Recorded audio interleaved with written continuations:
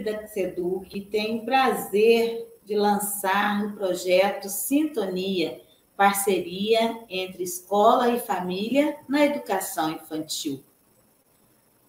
Esse projeto ele é de suma importância porque ele vai desenvolver trabalhos dentro da hora de atividade dos nossos profissionais e também com as nossas famílias durante todo o segundo semestre do corrente ano.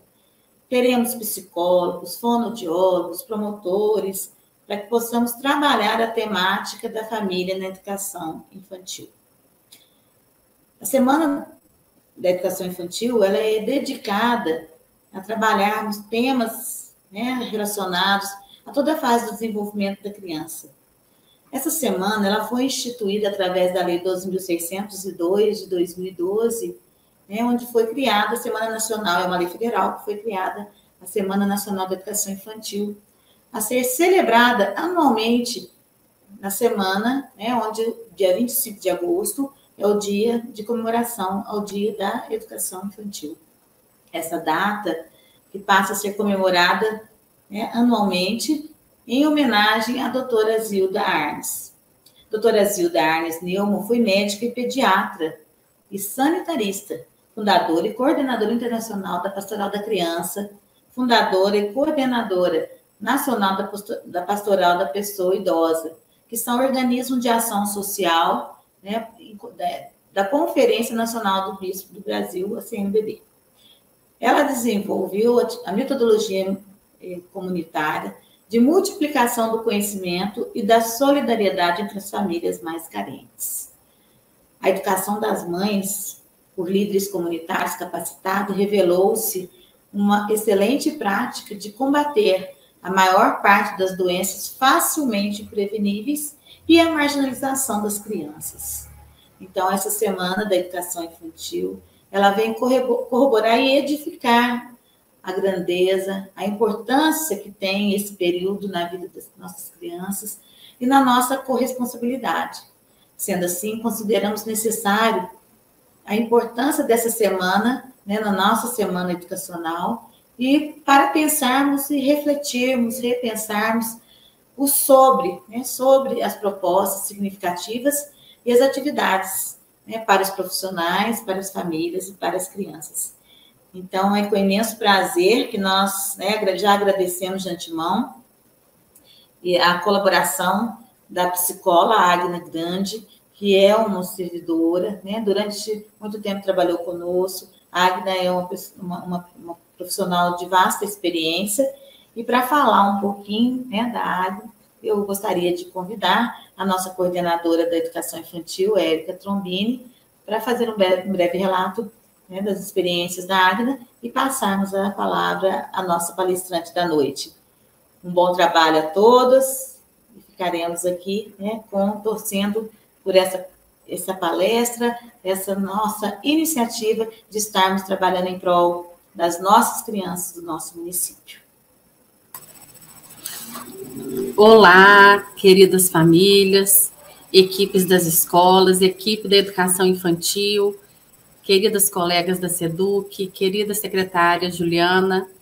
É com muita alegria que hoje a gente inicia esse tão sonhado projeto, e ele foi construído por várias mãos, por várias coordenações aqui da SEDUC. Então, quando a gente pensa algo, a gente pensa na coletividade, no chegar na escola de acordo com a necessidade que a gente vem encontrando, esse pós-pandemia, que trouxe tantas angústias para as famílias, para a escola. Então, nós pensamos com muito carinho nos profissionais que falarão durante este projeto. E a nossa convidada de hoje é a psicóloga Águina Grande. Ela trabalha conosco na prefeitura. Ela já tem uma experiência de 16 anos no serviço público, atuando com as políticas públicas infanto-juvenil, com a educação e a saúde mental. Então, hoje nós teremos o privilégio de ouvi-la, que vem contribuir com o que tanto a gente precisa. Falar do desenvolvimento infantil e da patologização da vida, o perigo que é trabalhar com a patologização. Águina, seja bem-vinda, somos suas fãs A palavra é toda sua. Olá a todos, todas, as colegas da educação, da caminhada de trabalho, né? As educadoras que vão ouvir a palestra, os pais, principalmente, né? Espero que a gente consiga fazer uma construção que seja importante, né? Então, como a Érica já adiantou, a proposta é que a gente faça uma reflexão sobre o que é o desenvolvimento infantil e de uma forma mais coloquial, acessível a todas as pessoas, e os perigos, né, de a gente distanciar da ideia do desenvolvimento infantil e cair na questão da patologização da vida. Por que eu quero trabalhar nesses dois eixos como se eles fossem antagônicos? É porque eles são, né? Se a gente vai falar desenvolvimento infantil, a gente vai pensar em construção, edificação, né? É um ser tendo acesso ao arcabouço civilizatório que nós vamos transmitir enquanto adultos. Então, se é uma pessoa em construção, quanto mais distanciamento a gente tiver, quanto mais parcimônia a gente tiver com noções de patologia, mais prudente, né? Porque a patologia ela tem um efeito de rótulo, de fixação. O que, a princípio, a gente já entende a confusão que isso é, né? Se a gente está falando de aquisição de funções, como é que a gente vai estar falando de ausência de funções no meio do período de aquisição? Então, para começo de conversa, eu quero que a gente pense assim, né? Por que a gente fala de desenvolvimento infantil? Porque o ser humano, ele é biopsicossocial, né? Nem tudo da nossa dimensão é biológica. Então, a gente precisa nascer primeiro, ou seja, sair da barriga da mãe, vir para o mundo, relacionar com as pessoas para adquirir outras funções no campo psicossocial. Então, quando o bebê está dentro da barriga da mãe, ele vai construir célula, ele vai construir tecido, ele vai construir ossos, ele vai construir órgãos, ele vai construir um corpo. Porém, o processo de humanização é construído com os humanos. Então, esse bebê precisa sair da barriga da mãe, vir para a convivência com as outras pessoas, para começar a aquisição de ideias, de funções que são humanas. São elas, por exemplo, né? Não cabe aqui a gente falar tudo, mas até porque não dá para falar tudo, né? Andar ereto, né? É uma função que nós adquirimos ao longo da história da evolução. Falar, né? É uma função humana. Interagir, se comunicar, mais para frente aprender a ler, escrever, são todas funções que a gente adquire a partir da interação humana.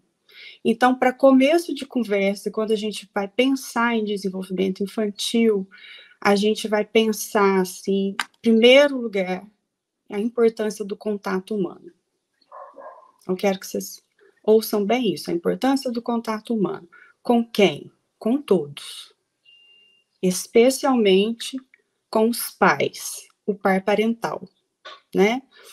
Então, a gente vai entender que desde que a gente pega o bebê no colo, das coisas mais importantes que a gente vai fazer para ele e por ele é o contato humano, né? O alimento, o colo, o ninar, acarinhar, o olhar, tocar, falar com ele, falar sobre ele, né?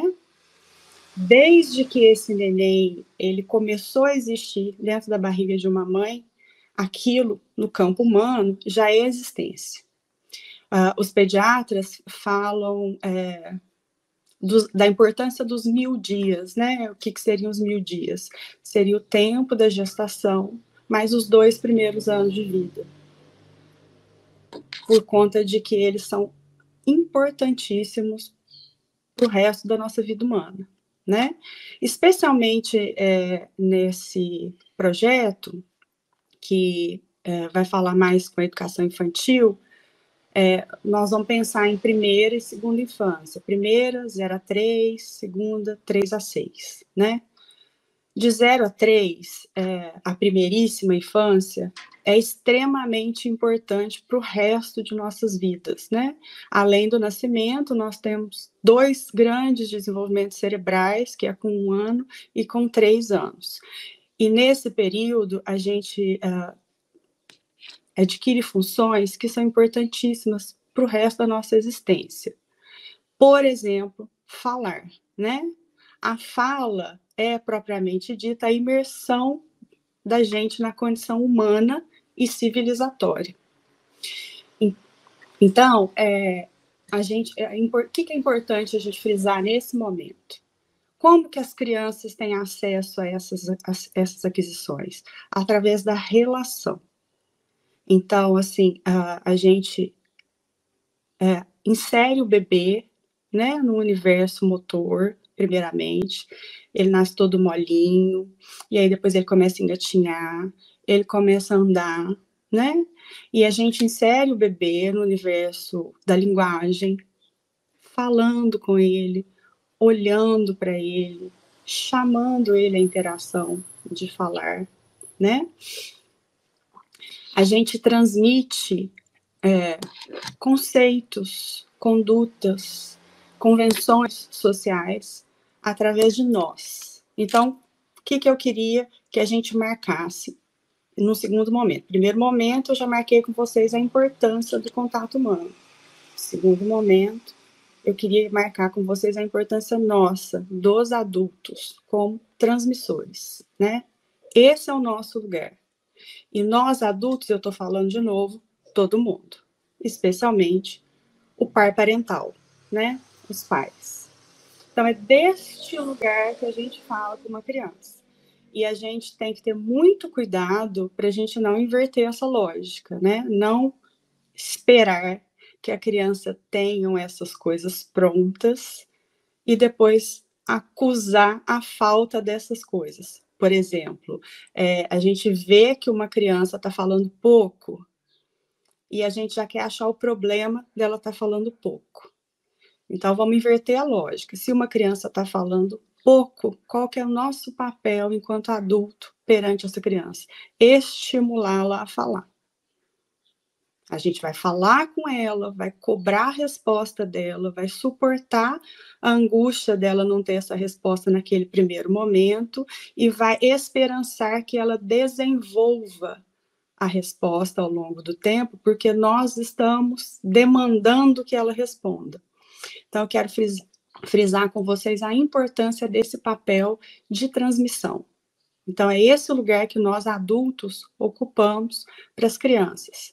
As crianças estão adquirindo o que a gente já tem consolidado. Essa aquisição, ela é um processo. Cada criança tem seu tempo. Umas crianças vão falar mais cedo, outras vão falar mais tarde, algumas crianças vão andar mais cedo, outras vão andar mais tarde, e por aí vai. É super importante que o nosso olhar seja um olhar acolhedor, amoroso, né? Que a gente entenda que os tempos são diferentes, que a gente não entre no processo de urgência e, ao mesmo tempo, que a gente não desampare a criança. À medida que a gente vê que alguma criança tem um pouco mais de dificuldade com relação ao tempo de desenvolver a função, a gente investe mais essa criança, né? Como se a gente fosse equilibrar o tempo que é mais lento com uma estimulação que é maior. Todos nós sabemos fazer isso intuitivamente, isso é da condição humana. E a gente tem que tomar cuidado para não desaprender o que a gente intuitivamente sabe, em função de achar que tem um protocolo, um jeito, um regramento de fazer com a criança, que é o jeito certo, como se o jeito que a gente tem também não o fosse, né? Então, assim, quero colocar para vocês o terceiro ponto que é importante a gente pensar em desenvolvimento. A gente pensou em contato humano, a posição do adulto como transmissor, né, do arcabouço social, regras, funções, etc. Eu também quero que vocês pensem agora a forma que as crianças têm de absorver isso que nós vamos transmitir para elas. Então, aqui eu abro com vocês a importância do brinquedo e do brincar como assimilação de mundo, né? Existe um sociólogo que se chama Bruguière, ele discorreu bastante sobre o que é o brinquedo e o brincar. E o brinquedo, se vocês observarem bem, ele é um diminutivo do mundo, né? É o carro, o carrinho, tem as pessoas, tem as bonecas, tem as casas, tem as casinhas, né? Então, assim, brincar para uma criança não é uma coisa qualquer. O brinquedo não é pouco importante. Essa é uma das maneiras que eles têm de manipular o mundo, como se fosse um mundo em miniatura. Então, quando a gente está pensando o que uma criança deve fazer em casa, o que uma criança deve fazer na escola, uma criança deve brincar. Porque enquanto ela brinca, ela assimila mundo, né? E aí eu quero colocar para vocês agora uma reflexão sobre o sinal amarelo que as telas estão colocando para as nossas crianças, né? Com a pandemia, com o isolamento social e o excesso de estar em casa que as crianças viveram, essa barreira entre a criança e a tela foi avassaladoramente quebrada, né? As pessoas precisavam dar um jeito de lidar com tudo que estava acontecendo, e aquilo que outrora a gente conseguia controlar melhor, como videogames, televisão, computadores, celulares, ficou muito difícil. Então, agora que a gente pensa que controlou um pouco a pandemia, que as crianças estão de volta, né, nas escolas, que a gente está tentando retomar a vida a partir de uma pandemia, inclusive, de a gente começar a ter reflexões assim mais profundas sobre a tela. O que eu quero dizer com isso? Eu quero dizer que cada pai, cada mãe, cada pessoa aí no seu lugar, começar a observar como é que aquela criança está lidando com isso e o tanto que isso pode estar atrapalhando essa criança. Uma vez detectado que atrapalha, tomar medidas de redução de contato com a tela e assim para frente. Pelo ponto que eu apontei para vocês antes, pela importância do brincar, de relacionar com o brinquedo, de relacionar com as outras pessoas, de relacionar com o manejo da vida e da interação. A tela coloca a criança num lugar passivo e dá um recorte de mundo pequeno, principalmente se for uma tela de celular. A criança precisa da noção espacial, do todo, do entorno, do 360. Então, nada substitui, né? A criança está no contato, está no chão gramado, no chão de terra, está brincando, está se deparando com coisas que são do seu tamanho, que são maiores que ela, está se deparando com poucas pessoas, com muitas pessoas, enfim, com toda a diversidade que a vida porta. E, nesse caso, ir para a escola, né, agora que as crianças estão de volta, a frequentar uma instituição, a sair de casa, se faz tremendamente importante, inclusive para lidar com o excesso de isolamento das crianças que nasceram durante a pandemia, né? Eu escutei relato de criança que nasceu, né, dos pais de criança que nasceu durante a pandemia, e que quando teve a oportunidade de comemorar aninho, porque já tinha alguma possibilidade de fazer festa, quando cantou parabéns, a criança entrou em pânico, chorou copiosamente e não conseguiu compreender o que era aquilo. Então, assim, é um exemplo pequenininho para a gente entender como que a gente tem que ofertar para a criança o tempo todo experiências, né? É assim que elas vão adquirindo o mundo tal como ele é para ela. Eu sei que tem muitos educadores e muitos pais que perguntam, né, sobre as questões de limites, e eu quero convidar vocês a pensar em limites em outra perspectiva, porque normalmente quando perguntam sobre limites, eu entendo, assim, às vezes que as pessoas estão querendo saber como é que fala não, como é que fala não pode. Vamos expandir, vamos pensar em limites como diferenças, por exemplo. Uma criança dentro de casa, o limite da realidade que ela tem é o espaço da casa, são aquelas pessoas que estão ali na casa convivendo com ela, aquele tipo de tratamento que é dado, aquele tipo de alimento que é oferecido, aquele é um limite. Quando a gente leva a criança para outras experiências, a gente está oferecendo um repertório muito maior. Eu quero que vocês pensem que a gente também está trabalhando com limites dessa forma. Eu quero que vocês entendam também que a gente está agregando repertório para as crianças. Então, a gente precisa sempre procurar oferecer experiências, voltando a esse ponto de novo. Quais experiências, Agnes? De todo tipo, especialmente de interação. Mas não só de interação, de sensações, por exemplo, comida, né? Às vezes a gente dá sempre o mesmo tipo de comida para a criança, sendo que, por exemplo, nas crianças de 0 a 2 anos, elas estão desenvolvendo o paladar. O que foi desenvolvido ali até 2 anos tem algum traço ali que depois fica. Então, assim, oferecer vários tipos de fruta, de legumes, né, comida de verdade, para que ela possa ter um repertório de paladar, né, comer na casa da avó, na escola, em casa, e não sempre o mesmo tipo de alimento, por exemplo.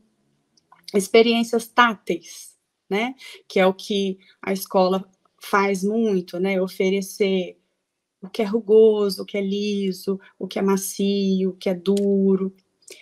Enfim, experiências sensoriais. Principalmente, né, na primeira infância, a sensação, ela é a nossa grande tela mental nesse primeiro momento, né? Então, quando a gente vai pensar em desenvolver, em construir, edificar, a gente tem que pensar em ofertar. Existe um ditado que eu acho ele muito importante, que é para educar uma criança é necessário uma aldeia. E é mesmo.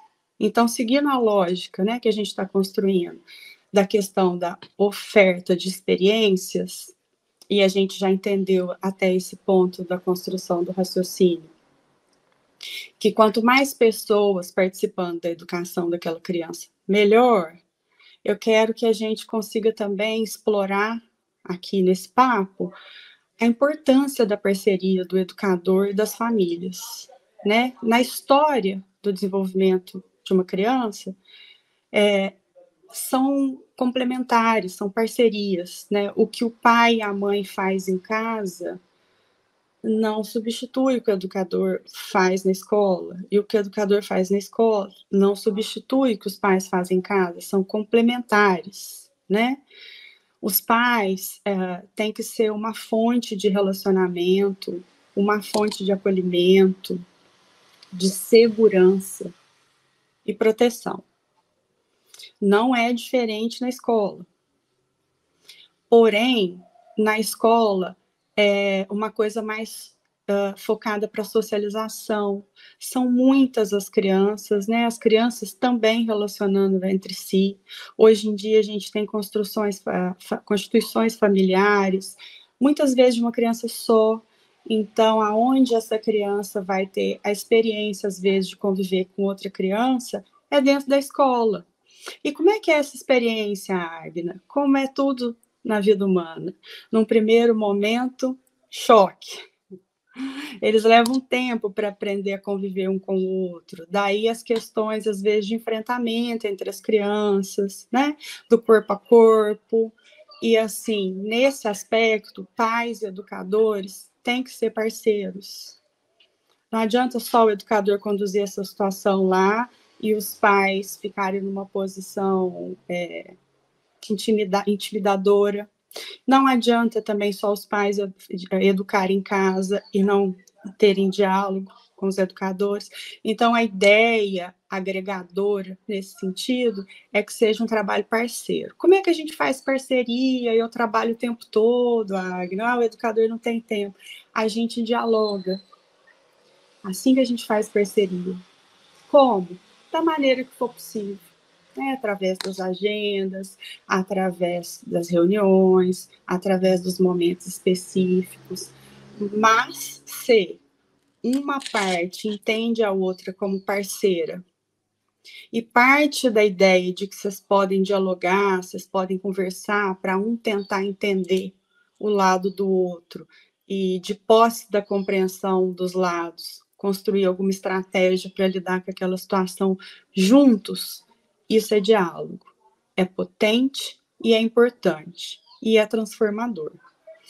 Então, vamos pensar aqui comigo, né? Se a gente está conseguindo construir essas questões todas, está conseguindo oferecer para a criança a interação, as experiências, fazendo parceria, fazendo diálogo, a gente está trabalhando desenvolvimento.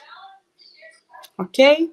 Que é exatamente o contrário de estar patologizando a infância, que é um fenômeno, né, que a gente vive com a era moderna, a partir do momento em que a gente olhou para a infância com mais carinho e cuidado. Qual que é o grande perigo da patologização da infância? A limitação, né? Colar uma ideia de uma patologia numa criança e, com isso, permitir com que ela assimile aquilo como parte da identidade dela, limita um futuro, limita uma vida. Então, a gente tem que ter muito cuidado com a forma que a gente lida com essa situação. Há questões de saúde na primeira infância? Há. Há na quantidade que a gente vem vivenciando? Não, não há. Isso eu quero deixar claro. Quando há questões de saúde, tratamos, estimulamos, investimos nessa criança tal qual em qualquer criança. E lidamos com os sucessos dessa criança e com os insucessos. Essa deveria ser a conduta. Quando não há, a mesma coisa. Investimos nessa criança, estimulamos essa criança, lidamos com os sucessos dessas crianças, com as dificuldades dessas crianças. Porque, independente do diagnóstico, toda criança tem habilidades e dificuldades. Toda habilidade requer lida e toda dificuldade requer lida. Ok? Então, assim, entender que a infância, desculpa, é uma construção que tem sempre um porvir, que aquilo hoje, na conduta daquela criança, não tá legal, não significa que não vai estar semana que vem, mês que vem, semestre que vem, ano que vem. Então, assim, para a gente tratar a criança e o seu desenvolvimento com o devido respeito, com a devida parcimônia histórica, nós precisamos contar com o tempo. Um tempo em que a gente está investindo essa criança, não um tempo que a gente está lateralizando essa criança. Aí, você vai falar para mim assim, Agna, mas você está dando desimportância para os cuidados em saúde na infância? Não, não estou, de forma alguma. Eu só estou alertando vocês que isso é muito menos direcionador da infância do que queremos pensar que é na contemporaneidade. As crianças têm diferenças entre si. E é muito importante que a gente não entenda essa diferença como déficit. Porque se a gente começar a entender a diferença como déficit, a gente vai procurar um porquê daquele déficit. E aí é o perigo de achar uma pseudopatologia, ou seja, uma falsa doença, tá? Como na infância, especialmente na primeira infância, é um ser em abrupta construção, a gente não fala em diagnóstico como uma coisa fixa. A gente vai falar em HD, hipótese diagnóstica. Por quê? porque aquilo ali é totalmente flexível. Aquilo pode se confirmar ou não, né? Ou seja, por exemplo, crianças com atraso de fala. Existem muitas questões que podem produzir atraso de fala, mas está em voga neste momento o autismo, como se todo atraso de fala fosse autismo. Não é. Então a gente tem que ter muita delicadeza, porque há questões que produzem atraso de fala e depois esse atraso pode ser compensado. Então, assim, o que é que eu quero construir com vocês? Eu quero construir toda a delicadeza que a gente puder colocar nesse horizonte. É importante a gente levar as crianças na consulta médica com o pediatra. É importante, às vezes, fazer um atendimento com o psicólogo para tirar dúvidas de pais.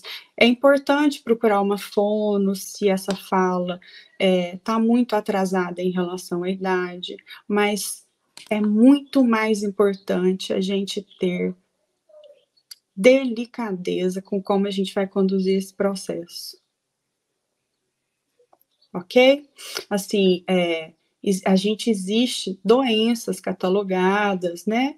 A gente existe um Código Internacional de Doença, o famoso CID, mas a gente tem que tomar muito cuidado para a gente não procurar a criança lá dentro do CID. É o contrário, é o CID que tem que se adaptar à criança, né? Assim, o que tem ali que a gente pode ajudar a cuidar e a evoluir e a desenvolver, né? Então, assim, muito cuidado, pais, muito cuidado, educadores, com o apelo da patologia. Ah, ele é autista. Ninguém é autista. Ele tem TDAH, ele é um hiperativo. Não, gente, são crianças, tem nome próprio. E é assim que a gente tem que tratá-las, né? É o Bruno, é o João Vitor, é a Mariana, né? E as dificuldades que essa criança tem é diferente da que a outra criança tem, mas todas têm dificuldade, seja de um jeito ou de outro. Né? Então, assim, quero chamar a todos a responsabilidade nossa de adulto em conduzir, né? Dar estímulo, procurar proteger as crianças de coisas que as rotulem e as impeçam de ser quem elas são, ou quem elas serão no futuro, né? O nosso trabalho, o nosso lugar de quem ajuda a promover o desenvolvimento infantil é um lugar de quem vence as limitações, né? Se essa criança é tímida, vamos brincar com ela, vamos dançar com ela, vamos pôr musiquinha, vamos ajudar ela a gostar de não ser tímida, né? Vamos oferecer esse outro repertório para ela. Se essa criança é mais arisca, ela não consegue brincar com outra criança ainda.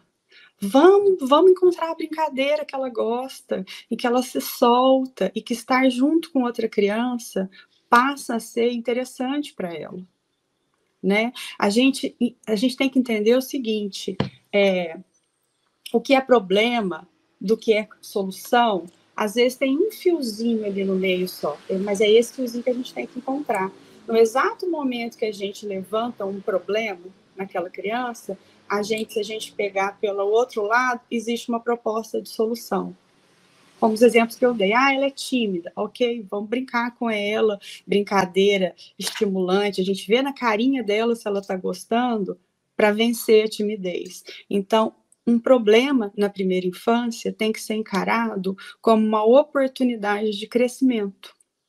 Esse é o foco que eu quero colocar para vocês. Outra coisa que apareceu muito no contato que eu tive com as educadoras antes, né, de construir as minhas ideias nessa fala com vocês, é uma curiosidade sobre a questão de sexualidade. Né? Como é a sexualidade na primeira infância? De uma forma geral, eu estou falando disso o tempo todo quando eu estou falando de vínculo, de interação, de relação, de amparo e de acolhimento. mas eu quero ressaltar para vocês o seguinte ponto. A gente não pode cair na armadilha da palavra. Qual palavra? Sexualidade. Porque nós que somos adultos, nós estamos tão acostumados com essa posição que a gente está, que a gente olha tudo da nossa posição. Só que quando a gente vai falar de sexualidade infantil, não tem nada a ver de como isso é para nós hoje, como adulto. A sexualidade infantil está lá, está presente desde que uma pessoa vem ao mundo. Só que não é da forma que a gente toma. E isso é o primeiro ponto que eu quero conversar com vocês todos sobre sexualidade, com os educadores e com os pais. Não é como a gente imagina, tá? Então, vamos pensar em sexualidade, a moda freudiana, né? Ampla, né? Vamos pensar em afetividade, vamos pensar em construção da relação com o próprio corpo, vamos pensar em construção e diferenciação com o corpo do outro. E numa primeira infância, a grande pegada da sexualidade é quem sou eu nessa família, para esses pais, de onde eu venho, mas não de onde a gente adulto pensa que a criança quer saber, é de onde, do lugar do desejo, não é de onde exatamente dentro do útero e como ela chegou lá dentro, né? Nesse primeiro momento a criança quer saber o que ela significa para os pais, se ela foi desejada, como é que foi a história dela. Então, assim, eu queria que a gente entendesse essa questão da sexualidade no primeiro momento como uma construção verbal, de palavras, né? Da gente poder contar quem é ela, de onde ela veio, né? Os educadores podem ajudar muito os pais nesse sentido, com tarefas de casa em que cada um conta a história, né? Como que é a história do nascimento dela, que dia que ela nasceu, como é que foi, se ela tem irmãos, se ela não tem irmãos, né? Da onde que a mãe e o pai escolheu o nome, por que esse nome, entende? Eu quero apontar para vocês a questão da construção da história, né? Outro ponto que os educadores também podem ajudar muito aos pais é a questão do corpo, né? Identificar o corpo nesse primeiro momento, é o corpo todo mesmo, pele, osso, membros, né? Cabeça, igual vocês já fazem, não sei se é claro que isso também está trabalhando a sexualidade, né? E entender que a descoberta do corpo é muito além, né? É muito além da genitalidade ou do toque em partes íntimas, né? Outra coisa que eu quero falar com vocês, assim, a parceria entre pais e educadores nesse ponto, ela é super importante. Como diria Freud, né? É muita coisa para os pais se embrulham nesse assunto, às vezes é um pouco difícil de conduzir isso com a criança. Aí vem a escola junto, né? Junto mesmo, na parceria, conversando alguma coisa que cabe para esse momento, ensinando as partes do corpo, né? A função mamãe, papai, de onde que vem meu nome, que mês que eu nasci, né? O que eu gosto, o que eu não gosto, deixar as crianças brincarem juntas, interagirem, gastar energia corporal, gastar a motricidade, se expressar, correr, pular, gritar, porque essa coisa de criança quietinha, isso não é bom para ninguém, né? Não é bom para ninguém. Então, assim, o espaço escolar tem que ser um espaço vivo, né? A gente está trabalhando tudo da ordem desse campo e promovendo desenvolvimento das aprendizagens mais cognitivas para frente. Então, da gente pensar em que a coisa mais importante que a gente faz para a criança é estar aí para ela. Tanto os pais quanto os educadores, né? Tanto na escola quanto em casa. De que jeito? O que você está querendo dizer, Agnes, de estar aí para ela?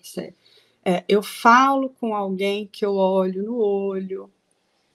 Alguém fala comigo, eu escuto, entendo e respondo a partir do que foi falado, né? No caso das crianças que ainda não falam, eu falo com ela, deixando claro que eu gostaria que ela respondesse em algum momento, porque isso é estimular a linguagem, né? Eu percebendo que a criança está assustada, está insegura, está chorando, eu acolho, eu amparo. É nossa função humana fazer isso, né? Eu ensino limites, dizendo o que ela tem que fazer. Olha, você pode pegar aquilo dali, mas não pode pôr na boca, tá bom? Estou ensinando limites. Olha, isso é de comer, tá? Não é para jogar fora. Estou ensinando limites o tempo todo. A gente ensina limite no que pode e no que não pode. Nós, adultos, precisamos expandir isso, né? No que pode. Muitas vezes você ensinando de forma propositiva o que ela pode fazer, você já está direcionando.